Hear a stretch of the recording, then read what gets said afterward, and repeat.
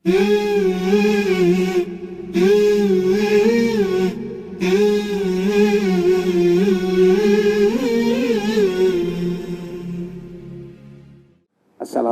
warahmatullahi wabarakatuh. Puji syukur kepada Allah Subhanahu wa taala.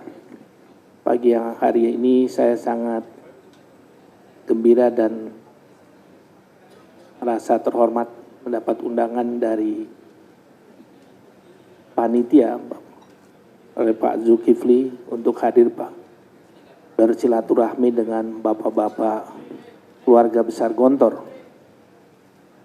Sedianya hari ini saya ada di luar negeri juga Pak. Cuma karena beliau sudah jelaskan, akhirnya saya bilang saya coba jadwalkan ulang perjalanan. Karena kalau memang penting dan memang sangat penting buat kita ketemu dalam menyongsong era globalisasi yang sudah dimulai tanggal 1 Januari, diawali dengan kesepakatan di antara negara ASEAN yang kita kenal dengan MEA, Masyarakat Ekonomi ASEAN. Kita perlu melakukan konsolidasi karena pasar bebas itu katanya bagus, sebetulnya tidak bagus. Tidak ada satu negara yang membuka diri, yang memberikan fasilitas, yang sebetulnya masing-masing menutup dirinya. Keterbukaan itu tidak selalu memberikan value, tidak selalu memberikan manfaat. Misalnya begini, pengalaman saya ketika saya sebelum adanya teknologi, IT ini, informasi teknologi, kita bisa berkomunikasi langsung rapat dengan misalnya dengan di benua Amerika maupun lain. Memang secara cost itu murah, tetapi sebetulnya silaturahminya kurang. Lebih baik kita duduk daripada kita harus berbicara lewat teknologi itu sendiri. Makanya silaturahmi itu penting, salaman itu ternyata memang penting. Bukan sekedar kita bersalaman, tetapi ada nilai silaturahmi yang sebetulnya ini merupakan, kalau kita berbisnis, ini juga merupakan satu hal yang sangat penting. Disitulah dalam berbisnis itu ada 3. Pertama, dasar dari berbisnis itu yang orang tua saya ajarkan adalah pertama kita harus saling menghormati. Yang kedua kita harus saling mempercayai. Dan ketiga, kita selalu memberikan nilai tambah. 3 dasar dalam berdagang itu sendiri. Jadi saling menghormati itu kita mulai dengan bersalaman, kita menghormati orang. Kemudian dari bergaul kita mulai bisa mempercaya apakah ini bisa kita percaya atau tidak, akan bisa menjadi partner yang baik atau tidak. Dan terakhir kalau itu pas, kita bisa menjalin satu nilai tambah dalam berusaha bersama-sama. Saya kenapa menyampaikan hal ini pesan 3 ini yang diwariskan orang tua saya dalam menyelanjutkan usahanya. Karena orang tua saya itu sebelum meninggal mengatakan bahwa apa yang saya tinggalkan ini tidak banyak, tidak besar. Tetapi kalau di-manage dengan baik, diatur ini dengan baik, diatur dengan baik, dikelola dengan baik, ini bisa 7 turunan. Jadi itu wasiat yang sangat sederhana dan menurut saya cukup berat. Bagaimana mengelola untuk bisa itu? Supaya bisa sampai 7 turunan. Gobel tidak sekaya seperti perusahaan-perusahaan yang masuk dalam apa tuh yang ada tuh, yang banyak disebut 100 orang kaya di dunia di Indonesia ini. Enggak, saya nggak masuk. Tapi insya Allah bisa menjalankan itu. Bisa memenuhi harapan orang tua saya. Kenapa? Karena apa yang ditinggalkan oleh orang tua saya itu adalah bagian daripada ibadah, bagian daripada amal ibadahnya, amal jariahnya. Perusahaan itu banyak orang yang hidup, yang bergantung kepada perusahaan. Dan perusahaan itu tempat orang bekerja yang sebetulnya bekerja itu ibadah. Hukumnya wajib. Tadi Pak Zulkifli bilang harus memberi Pak ya. Bukan menerima. Itulah tempat ibadah. Perusahaan itu tempat ibadah. Makanya saya selalu katakan kepada saya punya karyawan, nggak ada mogok-mogok di perusahaan ini. Kalau ada yang mogok berarti Anda mengajak orang untuk tidak beribadah. Karena bekerja itu hukumnya wajib.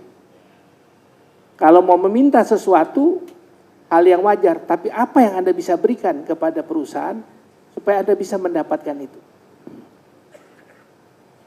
Jadi saya haramkan orang yang melakukan mogok kerja karena mengganggu kehidupan, mengganggu aktivitas perusahaan. Sementara adalah tempat ibadah. Tempat ibadah bukan cuma masjid, bukan cuma sekolah, tapi tempat bekerja pun adalah tempat ibadah. Makanya tempat ibadah harus kita lestarikan. Ini pun juga bagian daripada bagaimana kita menghormati orang yang bekerja di dalam perusahaan yang melakukan ibadah tersebut. Saya belum sukses betul, Pak, seperti yang disampaikan oleh Pak Zulkifli. Saya masih terus membangun pondasi supaya apa yang ditinggalkan, karena ini semua cuma titipan dari Allah Subhanahu wa Ta'ala yang sewaktu-waktu bisa dicabut, yang supaya amal ibadahnya ini juga bisa terus diberikan, diamalkan kepada kedua orang tua saya.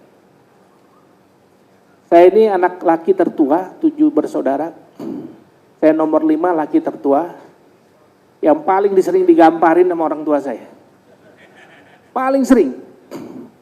Saya bicara nggak boleh salah. Lihat orang harus betul-betul menghormati orang. Nggak boleh, karena laki tertua pemegang tongkat estafet. Setiap liburan sekolah dari SMP, saya itu sudah wajib masuk pabrik. Liburan sekolah, waktu zaman saya sekolah itu, liburan puasa itu libur sekolah 1 bulan. Itu wajib masuk pabrik. Habis sahur, jam 5:30 udah berangkat ke kantor, naik mobil umum, nggak boleh naik mobil rumah. Harus mobil umum. Bekerja mulai menyapu pabrik, membersihkan toilet di pabrik. Ngangkat jadi ajudan, pernah jadi ajudannya direktur, masih hidup orangnya. Kalau ada mungkin beliau bisa cerita, betul nggak tuh cerita saya. Masukin radio, saya nggak berani masuk di line produksi. Cuma saya barang jadi radio masukin ke box terus menaruh di truk. Itu lebih kurang kalau dari SMP kelas 1 sampai SMA kelas 3, 6 tahun. Jadi 6 tahun itu saya sudah mengikuti pendidikan di pabrik. Mulai dari apa? Dari mulai menjaga kebersihan, ikut menjaga kerapihan, dibangun keteraturan saya, kedisiplinan, dan kesantunan yang harus diinikan oleh orang tua saya. Kenapa? Karena di waktu itu, dulu saya benci betul lihat orang tua saya. Kenapa teman-teman saya pada jalan-jalan, saya nggak boleh mesti masuk pabrik.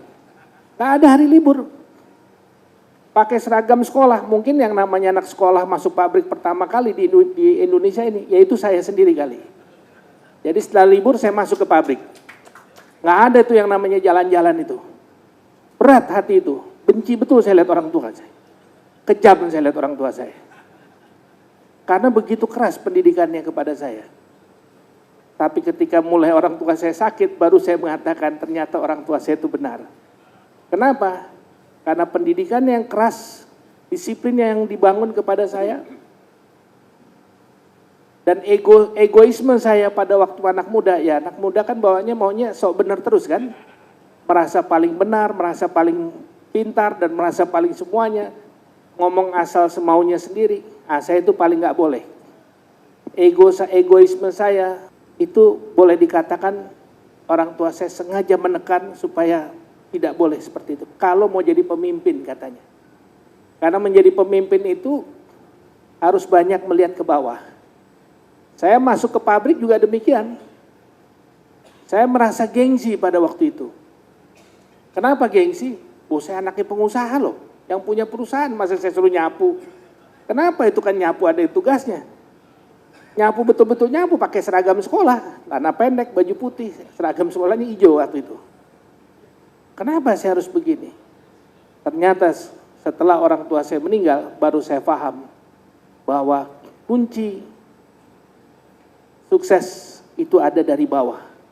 Kalau jadi pemimpin, kalau kita tidak mengenal, merasakan susahnya orang bekerja di bawah, bagaimana orang susahnya membuat barang radio atau televisi maupun kipas angin mau semuanya, Mungkin kita kalau jadi pemimpin, besok kita tidak akan bisa akan mudah mengambil keputusan-keputusan atas dasar perusahaan, keuntungan perusahaan, kesulitan perusahaan.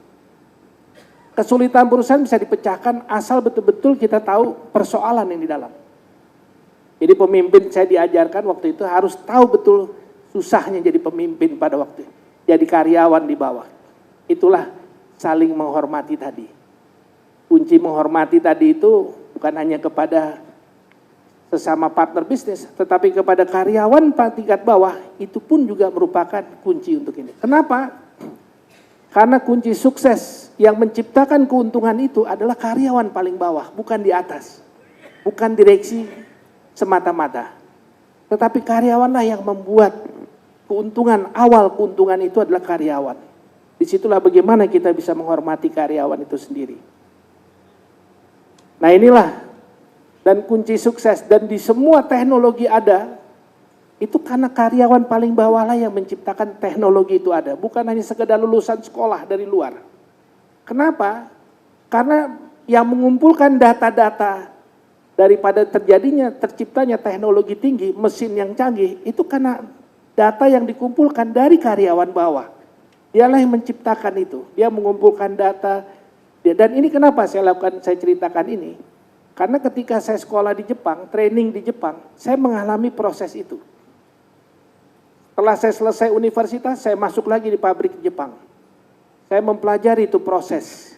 Ketika itu untuk bikin pabrik baterai dari 1 menit 500 pieces menjadi 1 menit 3000 pieces. Jadi tugasnya di bawah harus mencatat. Tiba-tiba mesin mati kita catat. Mesin mati setiap sekian detik mesin mati. Kenapa? Karena kecepatan. Di mana harus diperbaiki. Walaupun ilmu saya bukan ilmu engineering. Saya hanyalah ilmu yang saya pelajari adalah di perdagangan. Itulah yang baru saya paham. Makanya kenapa kita harus menghormati yang paling bawah ini sendiri. Karena mereka lah yang menciptakan. Krisis ekonomi juga demikian. Tahun 2000-an. Krisis Asia. Yang mengamankan pertumbuhan ekonomi Indonesia adalah usaha kecil menengah. Bukan usaha yang besar. Inilah yang harus kita dorong, harus kita bangun, harus kita perkuat. Kenapa usaha kecil menengah itu harus kita bangun, harus kita perkuat posisinya. Sementara menghadapi masyarakat ekonomi ASEAN ataupun globalisasi nanti, ini cukup kritis kalau tidak segera kita bangun usaha kecil menengah ini sendiri. Kenapa? Ketika MEA akan diimplementasikan per 1 Januari yang lalu, perusahaan-perusahaan kecil menengah sudah mengantongin lebih dari 1000 perusahaan kecil menengah mempunyai SNI untuk masuk pasar Indonesia. Pertanyaannya, apakah pasar UKM kita sudah siap untuk memenuhi pasar-pasar ASEAN lainnya? Saya kira belum demikian. Ini persoalan. Kenapa? Saya selalu pakai kata kenapa lagi. Karena di Indonesia, di sektor makanan saja, standar SN masih sedikit perusahaan yang memenuhi standar nasional industri kita. Banyak sekali makanan-makanan kita karena harga kebutuhan bahan pokok naik semuanya, muncul ikan berformalin, tahu berformalin. Belum lagi daging apa ini? Yang dicampur celeng. Bagaimana kita mau ini? Mau masuk membangun satu usaha kecil menengah, kalau dari sektor makanan minuman saja, kita sudah tidak mampu. Padahal ini sangat penting. Itu yang tadi saya katakan awalnya, untuk menjadi sukses adalah, pertama, kalau kita mau menjalin kerjasama, apa saja yang kita lakukan adalah harus dengan saling menghormati. Saling menghormati penting. Bukan menghormati dengan yang lain nih. Kepada karyawan kita pun juga bagaimana kita harus hormati. Maka harus kita pikirkan kesejahteraannya karyawan. Begitu juga kalau kita setelah dia menghormati kita bisa mempercayai. Karena dia sudah ada ini biasa timbul rasa percaya. Karena langsung semua akan berusaha. Bagaimana saya bisa membangun, menjaga kepercayaan itu. Biasanya kalau orang yang beriman, kalau ada kepercayaan, ada kehormatan, dibayar dengan kehormatan. Kepercayaan dibayar dengan kepercayaan. Dan akhirnya memberikan saling untung. Ini adalah kuncinya. dari awal. تذكر انت لما كنا نلعب بوسط الفريق والأذى نحب نبعده